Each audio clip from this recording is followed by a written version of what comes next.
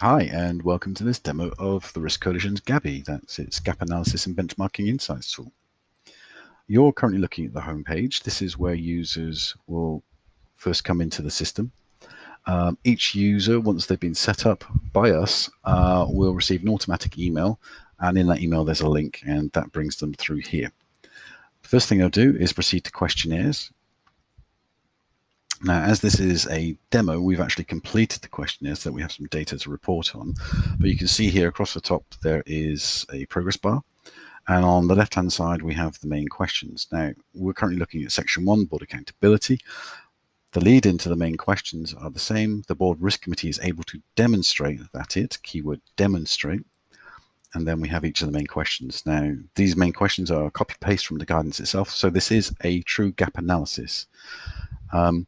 Users give their view as to how well the organization does against that particular guidance paragraph.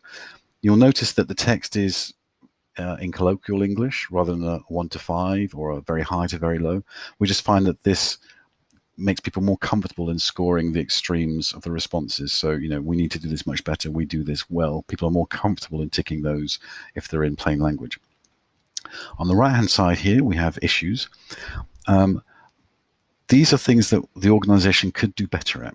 So, for example, communicating the board risk committee's consolidated oversight role. If the survey respondent thinks that's relevant, they'll tick the box. And if they think, for example, spending more time focused on emerging risks is relevant, they'll tick that box as well. The user doesn't have to tick any of these. They are literally issues that if they chime with the user, they can click them. The other aspect of the issues is that they encourage the users to think more broadly around the main question. So on a number of occasions, I've been through this survey, I've completed it for the demo, and I've then read the issues for each question and sometimes gone back to the main question and rescored it because it's made me think more deeply around what the question is actually asking. So that's very helpful to people. And obviously, in terms of reporting, what that shows is that if you had, for example, 9 out of 10 users all ticking the same issue, then you know that there's something for the board risk committee to think about. You have a theme. The tool saves every time you click one of these radio buttons, and the user simply goes through the questionnaire very simply, save and next each time they come to the end of a section. And then at the very end of the survey, there are some free text fields to provide views on where, for example, in this case, the board risk committee is doing well, where they can improve, and any particular actions. Now, I'm actually logged in as a company administrator, which is why I can see some extra tabs here. So setup and status and reporting. Most users won't see those tabs. The only person within the client organization that will see those tabs is the person nominated to be the company admin. Now, that doesn't mean that they have to set up the whole tool and set up the users. It simply means that they have access to the reporting tab. We will do all the administration and setup for the client. So clicking on the reporting tab and going through to that same questionnaire that we were just looking at, we have here a grid summary of all the responses. Now, along the top, we have the sections: board accountability, composition and membership, strategy and appetite. And then in the verticals, we have the individual guidance paragraphs themselves, so consolidated oversight, board engagement, and so on and so forth. Towards the right-hand side here, we have the principles. Now, we ask the users to score the principles in isolation once they've been through all the detail of the guidance.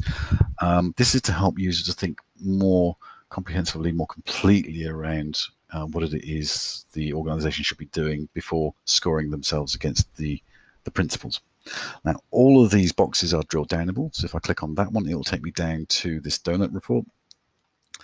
On the left is the main question. On the right are how the issues have been scored for this particular question. So we can see 7 of 9 people have said clarifying and communicating risk strategy and appetite could be done better.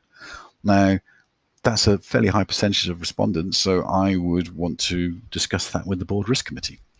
We can also see an interesting response here in terms of the main chart. We've got 3 people saying we do this reasonably well, 3 people we could do this better, and 3 people saying we need to do this much better.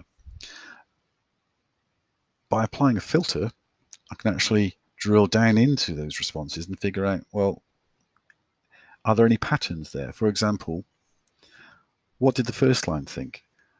Now, looking at that, the two first line respondents felt that we could do much better, which I think is quite interesting. And then if we bring in the non-executives, we have very divergent views. We have one thinking we could do much better, one thinking, we could do it better, but we're doing reasonably well, and then one person, the third person saying we are doing this reasonably well.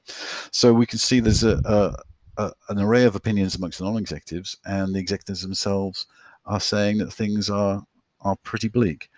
We can obviously play with more filters here by coming up to look at line of business, for example.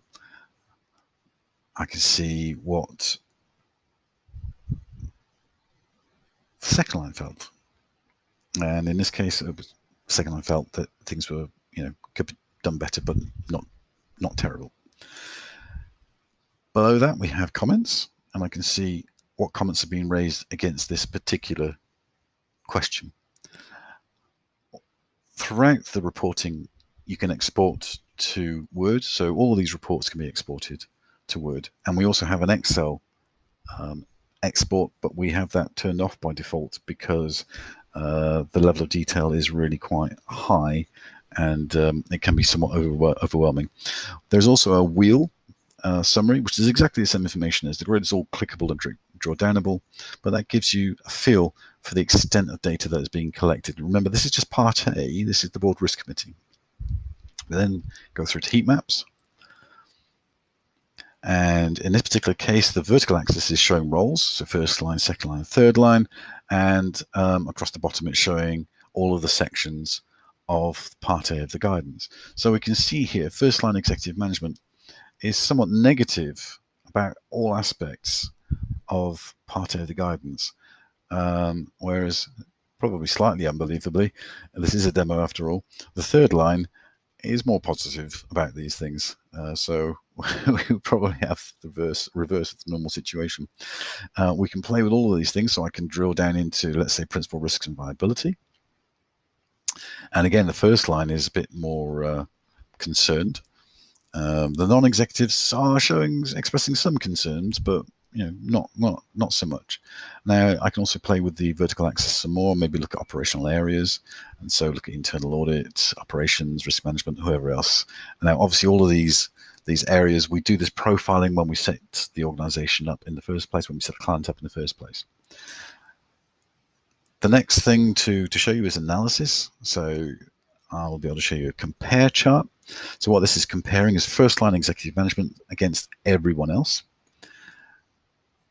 But I can also change that and say, well, no, I want to compare my first line executive management against my non-executive team.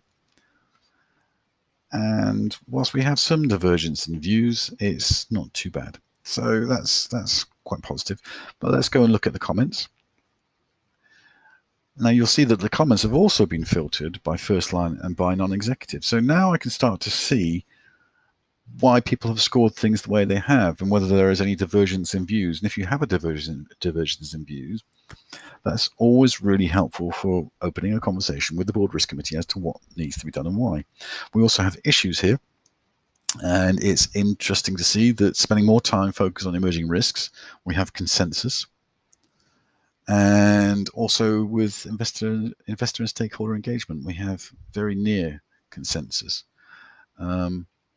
And all of these things are clickable and filterable. So I can now see what scores most highly with the non-executives. And it's again, emerging risks and having sufficient time to spend on contentious or strategically significant matters. Interestingly, first line and executive management didn't score that as an issue. So that is definitely something to have a conversation about. Moving into progress. What you'll see here is exactly the same information presented in the left and right hand bar charts, because the idea behind this chart is that it shows your progress from, let's say, the first time you do this questionnaire and the most current questionnaire that you've done. We've only done this once for the demo, so you're seeing the same information, but that's effectively how this should be used. And then we have segment reporting, which again allows you to drill into, in this case, board accountability, and it's showing it by role. So we're seeing first line executive management and third and non-executive and all the rest of it. I can change all those things. I can change it into the line of business. I can change it into operational area. Scale options, just so as you know, I can either do it in absolute terms, number of respondents, or I can put it in percentages. So if you've got very large numbers of people, sometimes it's just better to put it in a percentage rather than in absolute numbers. We then get into the detail, and this is by topic. So you can see board accountability, that's a section on board accountability. You can see all of the guidance paragraphs within board accountability. Now, looking at this, I would have thought stakeholder engagement is something to drill into. But again, I can start filtering, and I can start looking at it by role, for example, and I can again choose. Let's see what the third line think on this particular topic. And the third line, I'm pretty comfortable with the stakeholder engagement. Whereas if I go to first line and non-executive, I'm pretty sure it's going to look, yeah, they're not so happy. So again, differences in perspectives. Remember, the tool works by bringing together 360-degree information from different response groups and bringing it together. The reporting enables you to see where there are divergences in view, but the overview brings you the average. So by looking into the various charts and graphs, you can actually explore where you have those divergences in view and open a conversation and a debate as to why that might be. Now, this is the final section, all charts. So we've got bar charts, which do what they say on the tin. And again, all can be filtered. And we've got comments. So this is a summary of all the comments. Again, really helpful for getting into understanding why people have said what they've said and why they've scored things the way they've scored them. And then we get into issues as well. So again, let's just go into principal risk and viability.